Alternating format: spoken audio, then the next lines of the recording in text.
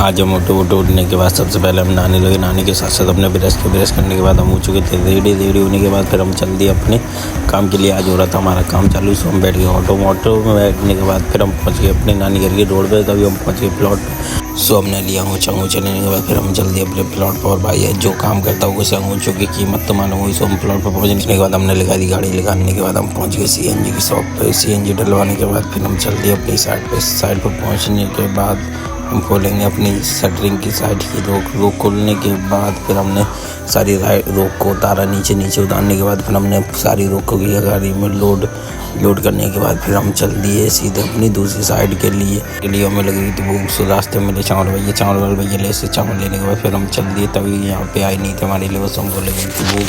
सो हम खाने लगे थे चावल, तब तक आ चुकी थी हमारे लिए। बस हम चल दिए फिर अपनी साइड पे। तो हम पहुँच गए अपनी साइड पे पहुँचने के बाद फिर हमने अपनी गाड़ी लगाने के बाद फिर हमने की अपनी पूरी गाड़ी खाली करने के बाद हमारी लीवर कर दी थी तो पैसे छुट्टी। सो हमने अपनी गाड़ी को लेकर पहुंच गए प्लॉट पे पहुंचने के बाद फिर हम पहुंच गए अपनी दूसरी टाल पे पहुंचने के बाद मैंने देखा कि मेरी सेविंग और कटिंग हो रही थी काफ़ी ज़्यादा बड़ी। सो हम पड़ गई कटिंग वाली भैया की दुकान पर। सो हमने करा कटिंग वगैरह आके हम कुछ पे